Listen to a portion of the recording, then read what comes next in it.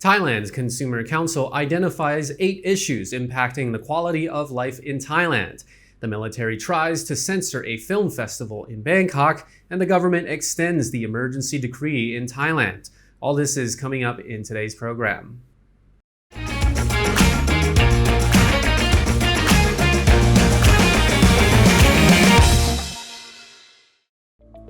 Thailand News Today is brought to you by 5-Star Marine.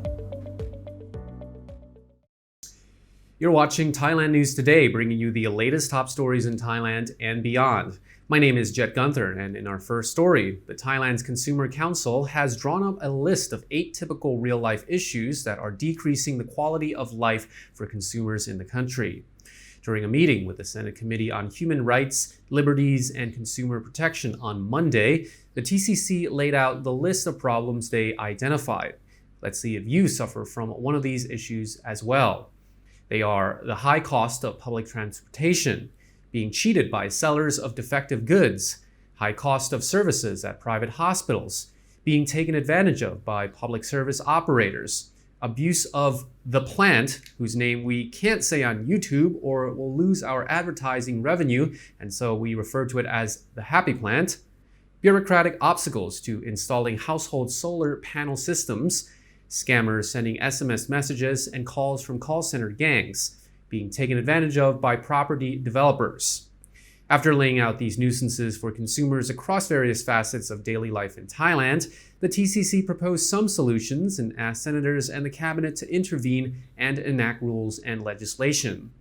They requested a decrease in government overregulation of solar panels that help households save on electric costs, and an increase in government underregulation of the legalization of the happy plant that has led to rampant recreational use.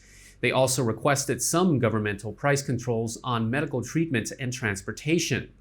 Public transportation costs should be capped at 10% of the minimum wage, according to the TCC's suggestion to the cabinet, and they implored a measure that would push private hospitals to use standard pricing for emergency treatments as laid out by the National Health Security Office.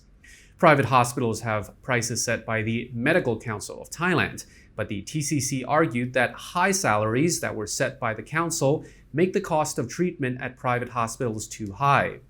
When patients come in for an emergency, they often can't choose which hospital to go to and end up bankrupted from much costlier private hospital fees. The TCC also asked the government to be more proactive in battling call center scammers, sending SMS messages and making phone calls to milk customers out of money in various ways.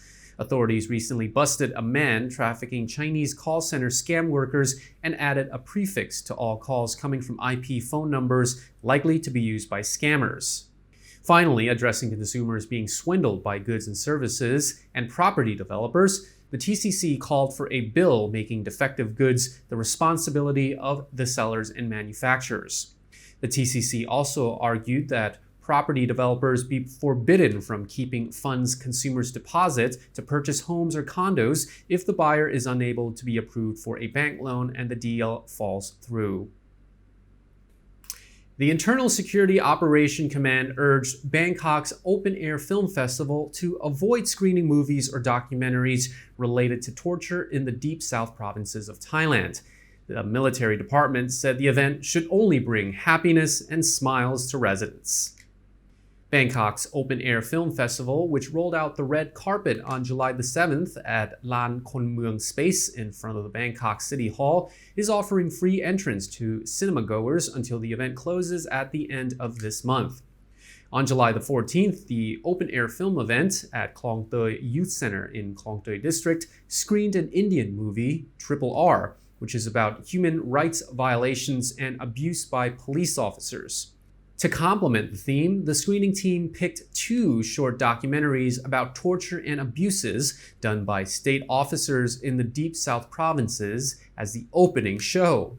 Then, on July the 16th, 2 days after the event, political activist Panupong Jatnok revealed on Facebook that the event did not go as well as planned. Panupong said 6 officers from the Internal Security Operation Command interrupted the screening at Klong Toei Youth Center on July 14th. He said the officers asked the team to stop screening the documentaries about the torture in the deep south of Thailand. The media interviewed Panupong on July 18th to get more details, and he explained that the Thai authorities told the screening team that, quote, "Our leader does not like movies about torture. It's a threat to our national security." Panupong said the team disobeyed and continued screening the documentaries despite the officers' presence in the youth center until the end of the event. He added that the officers did not stop the film rolling and everything went well without violent reactions. A representative from the Cross Culture Foundation that produced the documentaries, Pornpen Kongkajon explained that the documentaries were under a project named Voices from the South, and it was completed last month. Pornpen said 2 of the films that were picked depict real situations happening to residents in the Deep South. Interviews with residents revealed that they were tortured by the Thai authorities into confessing information. Pornpen stated that violence and abuse are still going on today. She added, quote, "Film is an art piece and a way of communication.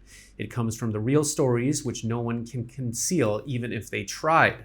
Space is needed for art and short films that tell people the truth about Thai society." But yesterday, the spokesperson of the Internal Security Operation Command, Wintachai Suwari, clarified the issue. He said some details were inaccurate, misunderstood, and therefore felt the documentaries maybe were not suitable to screen at the event. Isn't it time for you to come back to the islands? Phuket is open and it's never looked better. Choose your trip to your favourite island with 5-Star Marine. Go to 5starmarinephuket.com.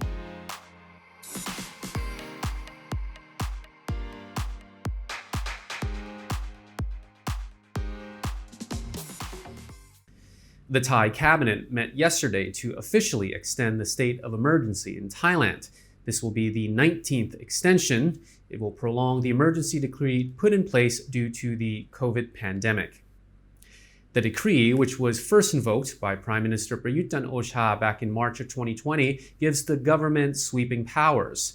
The Center for COVID-19 Situation Administration was formed under the emergency orders and has been responsible for settling measures, including health regulations, travel restrictions, and entry schemes. Infection rates are rising a bit, though many cases are mild, but severe cases with serious illness and needs for ventilators have also increased in the past week as well. The CCSA spokesperson said the extension of the emergency decree is solely aimed at protecting people from COVID-19 spreading, not to limit people's freedoms and rights. However, human rights organizations and opposition parties claim that the government is using the unnecessary decree to quash pro-democracy groups and limit free expression.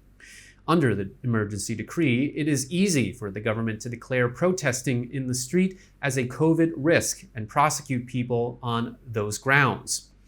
But the cabinet insists, though, that extending the emergency decree was solely due to the increasing number of new COVID infections. Bangkok Governor Chachat Siripan yesterday revealed he is to introduce 5 new policies in an attempt to address common corruption schemes in the capital. The 56-year-old City Hall leader announced the policies at a press conference sitting alongside members of the Anti-Corruption Organization of Thailand. The government's first initiative is to speed up the issuing of licenses for residents wanting to build small houses. Chachat declared this measure would stop bent officials from slowing down the process. It is widely known that some officials are open to speeding up the process if their hands are greased up a bit with cash. The city chief also added that council officials will be prohibited from accepting gifts. City Hall's investment arm, Krungthep Thanakom, is to become a member of the private sector collective action against corruption and require its trading partners to be members as well. Chachat insists all BMA-operated hospitals will have to agree to end all commissions on the purchases of medical products from pharmaceutical firms. Furthermore, Chachat added it is crucial that all City Hall officials acknowledge their part in stamping out grafts and sign the anti-corruption policy document.